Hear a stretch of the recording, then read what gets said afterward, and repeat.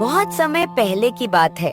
भारतवर्ष के उत्तर में एक अत्यंत सुंदर राज्य हुआ करता था, रूपनगर। जैसा इसका नाम वैसा ही इसका काम। वहाँ की हर चीज खूबसूरत थी, लेकिन उस राज्य की सबसे बड़ी शान थी वहाँ की महारानी रूपमती। महारानी साहिबा, आज तो आप साक्षात देवी लग रही हैं। आपकी सुंदरता की चर्चा तो 7 समुद्र पार तक है।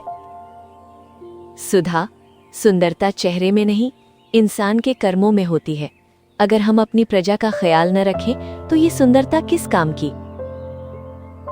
आप महान हैं महारानी जी, इसीलिए तो महाराज विक्रम सिंह और पूरी प्रजा आपको इतना चाहती है।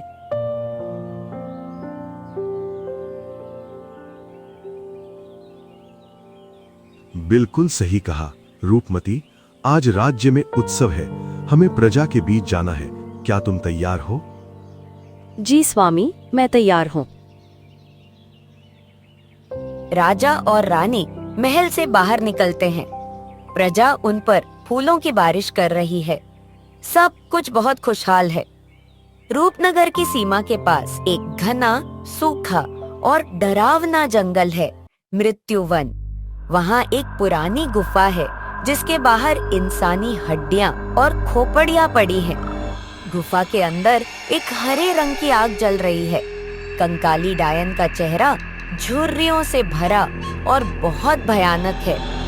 उसके बाल बिखरे हुए हैं और नाखून बहुत बड़े हैं। वह एक जादुई कटोरे में पानी देख रही है जिसमें रानी रूपमती का चेहरा दिखाई दे रहा है। रूपमती, रूपमती, हर जगह बस इसी की ही तारीफ। मैं इस जंगल की सबसे ताकतवर जादूगरनी हूँ, लेकिन फिर भी लोग उस साधारण सी रानी को ही पूजते हैं। उसकी यह सुंदरता ही उसकी दुश्मन बनेगी। मुझे उसकी जवानी चाहिए, मुझे उसका रूप चाहिए। अगर मैं उसका रूप ले लूं, तो पूरा स्वप्ननगर मेरा होगा और वो राजा विक्रम, वो भी मेरा गुलाम बनेगा। बस आज अमावस की रात है। आज मेरा जादू सबसे तेज काम करेगा। मैं स्वप्ननगर जाऊंगी, लेकिन डायन बनकर नहीं, एक ऐसी बिचारी बनकर जिसे देखकर किसी का भी दिल पिघल जाए। डायन एक मंत्र पढ़ती है, ओम ह्रीं क्लीं चामुंडाय विच्चे, रूप बदल, और धुआं उठता है। धुएं के बाद वहाँ एक बूढ़ी, लाचार और बीमार औरत दिखाई देती है। रात का समय, मूसलाधार बारिश हो रही है। महल के मुख्य द्वार पर बिजली चमक रही है। वही बूढ़ी औरत दरवाजे पर खांस रही है। कोई है, दया करो, कोई दरवाजा खोलो, मैं मर जाऊंगी। पहरेदार दरवाजा खोलते हैं। उन्हें एक भीगी हुई बूढ़ी औरत दिखती है। माई, तुम इतनी रात को यहाँ क्या कर रही हो? यहाँ रुकना मना है। बेटा, मैं पड़ोस के गांव से हूँ। मेरा घर बाढ़ में बह गया। मेरे पास कोई जगह नहीं है। बस एक रात के लिए शरण दे दो, वरना मैं ठंड से मर जाऊंगी। तभी वहाँ से रानी रूपमती गुजर रही होती है। वह ये शोर सुनती है और पास आती है। रुको, क्या हो रहा है यहाँ? महारानी जी, ये बूढ़ी औरत शरण मांग रही हैं, लेकिन सुरक्षा के लिहाज से। देखो, इनकी हालत देखो। एक बेसहारा माँ को बारिश में बाहर छोड़ना हमारे राज्य के उसूलों के खिलाफ है। काका, आप इन्हें अंदर ले आइए। इन्हें गर्म कपड़े और भोजन दीजिए। बूढ़ी औरत की आंखों में एक पल के लिए लाल चमक आती है, जिसे कोई नहीं देख पाता। जुग जुग जियो बेटी, भगवान तुम्हारा सुहाग और सुंदरता हमेशा बनाए रखे। बस आज रात फिर यह सब मेरा होगा। रात के 2 बज रहे हैं। पूरा महल सो रहा है। बूढ़ी औरत को अतिथि कक्ष दिया गया है। वह चुपके से उठती है। रानी रूपमती की दया ही उनकी सबसे बड़ी भूल साबित होने वाली थी। महल के अंदर अब मौत घूम रही थी। डायन अपने असली रूप में न आकर उसी बूढ़ी औरत के रूप में रानी के शयन कक्ष की ओर बढ़ती है। पहरेदार सो रहे हैं। डायन ने उन पर जादुई पाउडर डाल दिया है। रानी रूपमती अपने कमरे में गहरी नींद में है। डायन उनके बिस्तर के पास आ जाती है। कितना मासूम चेहरा है, कितना नूर है। अफसोस, अब ये चेहरा मेरा होने वाला है। डायन अपनी पोटली से एक काला धागा निकालती है। वह धीरे धीरे रानी के गले की तरफ हाथ बढ़ाती है। जैसे ही यह धागा तेरे गले में बंधेगा, तेरी आत्मा इस धागे में कैद हो जाएगी और तेरा शरीर मेरा हो जाएगा। डायन धागा रानी के गले में बांधने ही वाली होती है कि अचानक खिड़की से तेज हवा का झोंका आता है और एक फूलदान गिर जाता है। रानी रूपमती की नींद खुल जाती है। वह अपनी आंखों के सामने उस बूढ़ी औरत को अजीब सी मुद्रा में खड़ा देखती है। माई, आप इतनी रात को मेरे कमरे में क्या कर रही है? डायन पकड़े जाने पर घबराती नहीं बल्कि मुस्कुराती है। उसका चेहरा बदलने लगता है। माई? कौन माई? भोली रानी, मैं कोई माई नहीं हूँ। बूढ़ी औरत का शरीर ऐंठने लगता है और वह अपने असली भयानक रूप डायन में आ जाती है। रानी डर के मारे पर पीछे हटती है। तुम कौन हो? पहरेदार, पहरेदार! चिल्लाओ मत रानी, मेरी माया से अभी कोई नहीं जागेगा। आज मैं तेरा शरीर लेने आई हूँ। रानी दरवाजे की तरफ भागती है, लेकिन डायन अपनी जादुई रस्सी से रानी के पैर पकड़ लेती है। रानी गिर पड़ती है। छोड़ दो मुझे। तुम्हें क्या चाहिए? धन दौलत, हीरे जवाहरात, ले जाओ सब। हीरे नहीं, मुझे तेरा यह चेहरा चाहिए। डायन रानी के ऊपर बैठ जाती है और जबरदस्ती वह काला धागा रानी के गले में बांध देती है। एक तेज नीली रोशनी होती है। रानी रूपमती का शरीर बेजान होकर गिर जाता है और अगली ही पल डायन का शरीर बदलता है और वह हूबहू रानी रूपमती बन जाती है। अब कमरे में दो रानियां हैं। एक असली रानी जो जमीन पर बेहोश पड़ी है और दूसरी नकली रानी डायन जो आईने में अपना चेहरा देख रही है। वाह, क्या सुंदरता है! ये त्वचा, ये बाल, अब मैं हूँ रूपनगर की महारानी। नकली रानी अपनी असली पुरानी लाश को देखती है जो अब गायब हो चुकी है। वह बेहोश असली रानी की तरफ देखती है। नकली रानी चुटकी बजाती है। असली रानी का शरीर एक तोते में बदल जाता है। अब तू जिंदगी भर इस पिंजरे में रहेगी रानी। तू बोल सकेगी, लेकिन तेरी भाषा कोई इंसान नहीं समझेगा। वह तोते को एक सोने के पिंजरे में बंद कर देती।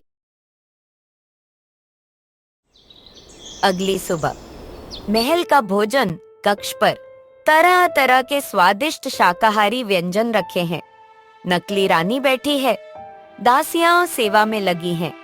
सूरज तो रोज की तरह निकला, लेकिन रूपनगर के महल में आज कुछ भी सामान्य नहीं था।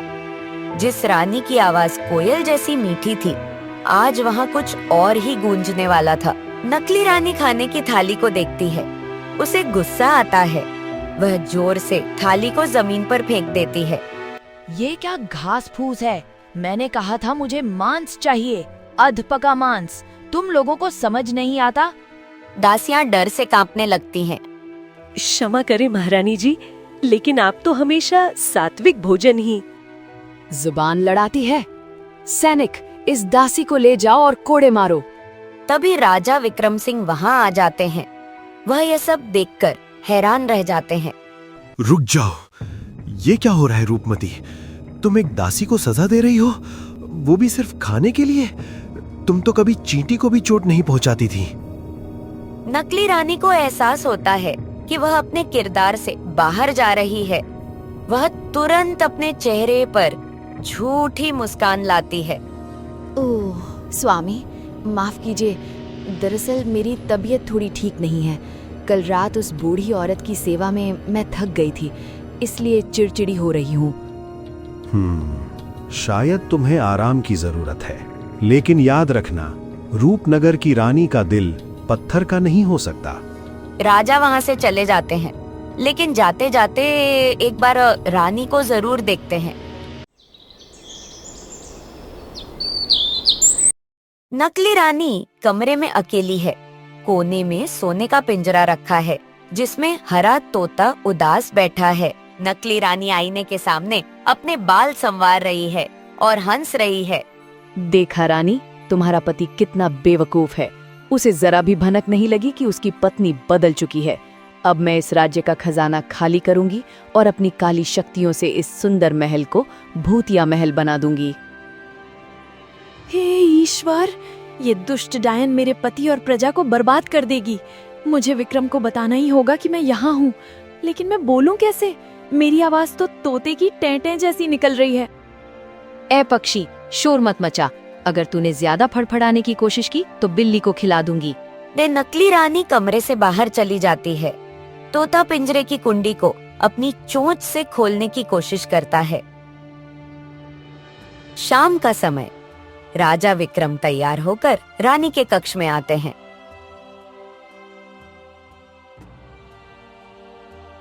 रूपमती, आज शाम की आरती का समय हो गया है। चलो कुलदेवी के मंदिर चलते हैं। तुम जानती हो ना, हम हर पूर्णिमा को साथ पूजा करते हैं।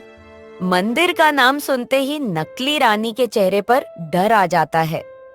डायन पवित्र जगहों पर नहीं जा सकती। मंदिर नहीं, मैं मंदिर नहीं जा सकती। क्यों? क्या हुआ? वो मेरे सिर में बहुत तेज दर्द है। धूप और अगरबत्ती की महक से मेरी तबीयत बिगड़ जाएगी। आप अकेले चले जाइए। राजा विक्रम का शक अब गहरा हो जाता है। वह रानी की आंखों में देखते हैं। रूपमती, तुम्हारी आंखों का रंग कुछ बदला हुआ लग रहा है, और तुम तो दिन रात पूजा करती थी। आज तुम्हें भगवान से डर लग रहा है? आप मुझ पर शक कर रहे हैं? अपनी पत्नी पर? जाइए यहाँ से, मुझे अकेला छोड़ दीजिए। राजा विक्रम चुपचाप बाहर निकल जाते हैं, लेकिन वह सीधे अपने मंत्री के पास जाते हैं।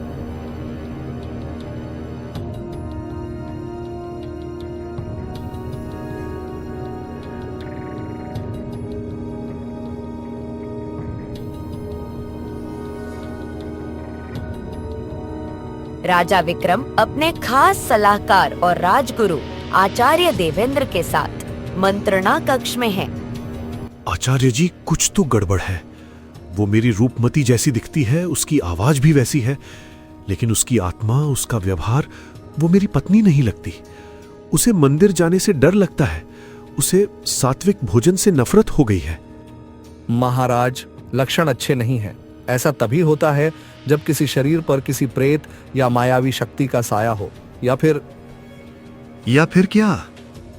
या फिर वो महारानी है ही नहीं। महाराज, हमें एक परीक्षा लेनी होगी। आज रात मैं महल में एक शुद्ध यज्ञ करूंगा। अगर वो कोई आसुरी शक्ति है तो यज्ञ के धुएं को बर्दाश्त नहीं कर पाएगी। ठीक है आचार्य जी, तैयारी कीजिए।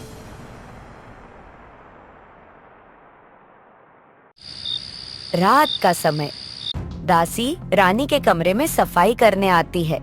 नकली रानी वहाँ नहीं है, वह शायद बाहर कहीं गई है। दासी गलती से पिंजरे का दरवाजा खोल देती है। तोता यह देख लेता है। यही मौका है, मुझे विक्रम के पास जाना होगा। तोता पिंजरे से बाहर निकलता है और खुली खिड़की से उड़ जाता है। राजा विक्रम अपने बगीचे में उदास बैठे हैं। तभी वह हरा तोता आता है और राजा के कंधे पर बैठ जाता है। अरे, ये तोता कहाँ से आया? कितना सुंदर पक्षी है। तोता राजा के कान के पास अपनी गर्दन रगड़ देता है, जैसे प्यार जता रहा हो। राजा को अजीब सा अपनापन महसूस होता है। तुम्हारी आंखों में कितना दर्द है नन्हे पक्षी, क्या तुम भूखे हो? तोता राजा के हाथ पर अपनी चोंच से कुछ लिखने की कोशिश करता है, लेकिन लिख नहीं पाता। फिर तोता एक खास धुन गुनगुनाने लगता है। राजा विक्रम एकदम सन्न रह जाते हैं। ये धुन, ये तो वही लोरी है जो रूपमती अक्सर हमारे एकांत में गुनगुनाती थी। ये धुन इस तोते को कैसे पता? तोता राजा की आंखों में देखता है और विक्रम जैसा शब्द बोलने की कोशिश करता है। रूपमती, क्या ये तुम हो? लेकिन ये कैसे संभव है? तभी पीछे से नकली रानी वहाँ आ धमकती है। उसके हाथ में एक काला जाल है। मिल गया शैतान पक्षी। नकली रानी जाल फेंकती है और तोते को राजा के कंधे से खींच लेती है। रुक जाओ, तुम इस पक्षी के साथ इतना क्रूर व्यवहार क्यों कर रही हो? छोड़ो इसे। ये मनहूस पक्षी है महाराज, ये मेरी नींद हराम कर रहा है। मैं इसकी गर्दन मरोड़ दूंगी। नकली रानी का चेहरा गुस्से में भयानक हो जाता है। एक पल के लिए उसका असली डायन वाला चेहरा झलक मारता है।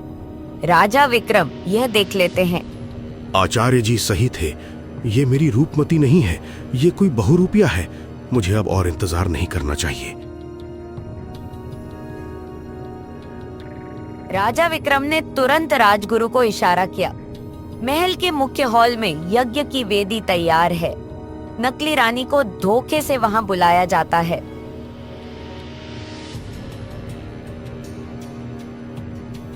प्रिय, राजगुरु ने राज्य की शांति के लिए एक छोटा सा हवन रखा है। बस तुम्हारी उपस्थिति चाहिए। उसके बाद मैं तुम्हें वो हार दूंगा जो तुम मांग रही थी। ठीक है, लेकिन जल्दी करना, मुझे धुएं से चिढ़ है। नकली रानी वेदी के पास बैठती है। राजगुरु मंत्र पढ़ना शुरू करते हैं। ओम अपवित्रः पवित्रो वा, ओम अपवित्रः पवित्रो वा, ओम अपवित्रः पवित्रो वा, ओम अपवित्रः पवित्रो वा। राजगुरु अग्नि में एक विशेष राख डालते हैं। अग्नि का रंग सुनहरा हो जाता है और उससे पवित्र धुआं निकलता है। जैसे ही धुआं नकली रानी को छूता है, उसकी त्वचा जलने लगती है। वह चीखने लगती है। ये क्या है? बंद करो इसे, ये मुझे जला रहा है। राजा विक्रम तलवार निकाल लेते हैं। सच बताओ, तुम कौन हो और मेरी रूपमती कहाँ है? मूर्ख राजा, तेरी रानी तो अब जानवर बन चुकी है और अब मैं तुझे भी नहीं छोड़ूंगी। नकली रानी एक धमाके के साथ अपने असली कंकाली डायन के रूप में आ जाती है। पूरा हॉल हिलने लगता है। महल के दरवाजे अपने आप बंद हो जाते हैं। आज इस महल में सिर्फ मौत नाचेगी। महल का मुख्य हॉल युद्ध का मैदान बन चुका है। कंकाली डायन हवा में है। उसकी आंखों से हरी रोशनी निकल रही है। वह अपनी काली शक्तियों से चीजें फेंक रही है। तुम मामूली इंसान मेरा सामना करोगे? मैं मृत्युवन की रानी हूँ। आज यह पूरा राज्य शमशान बन जाएगा। डायन अपने हाथों से काले जादू के गोले फेंकती है। सिपाही हवा में उड़ जाते हैं। राजा विक्रम अपनी तलवार से उन गोलों को काटने की कोशिश करते हैं। जब तक मेरे शरीर में जान है, मैं तुम्हें अपनी प्रजा को छूने नहीं दूंगा, दुष्ट। राजगुरु देवेंद्र एक कोने में खड़े होकर तेज आवाज में रक्षा मंत्र पढ़ रहे हैं, जिससे राजा के चारों ओर एक सुनहरा सुरक्षा कवच बना हुआ है। ओम रक्ष रक्ष हूँ फट स्वाहा। महाराज, इसे उलझाए रखें। इसकी शक्ति का स्रोत ढूंढना होगा। तू बुढ़े ब्राह्मण, तेरी मंत्र विद्या मेरा कुछ नहीं बिगाड़ सकती। युद्ध की अफरा तफरी में वह सोने का पिंजरा जिसमें तोता कैद था, मेज से नीचे गिरकर टूट जाता है। हरा तोता अब आजाद है। वह मलबे से बाहर निकलता है। मैं आजाद हूँ, लेकिन विक्रम मुसीबत में है। मुझे कुछ करना होगा। मुझे याद है उस रात, वो काला धागा वही उसकी शक्ति की चाबी है। जब तक वो धागा साबुत है, मेरा शरीर उसका रहेगा और मैं इस पक्षी के रूप में फंसी रहूंगी। तोता अपनी तेज नजरों से डायन की तरफ देखता है। डायन हवा में है और उसके गले में वो काला धागा अब एक ताबीज की तरह चमक रहा है, जिसमें से काली ऊर्जा निकल रही है। मुझे उस धागे को तोड़ना होगा, चाहे मेरी जान ही क्यों ना चली जाए। राजा विक्रम डायन के हमलों से थकने लगे हैं। राजगुरु का सुरक्षा कवच कमजोर पड़ रहा है। डायन राजा पर अंतिम हमला करने वाली है। मरने के लिए तैयार हो जा विक्रम। ठीक उसी पल एक छोटा सा हरा तोता पूरी तेजी से उड़ता हुआ आता है। वह जान की परवाह किए बिना डायन के जादुई घेरे में घुस जाता है। यह मनहूस पक्षी फिर आ गया, हट यहाँ से।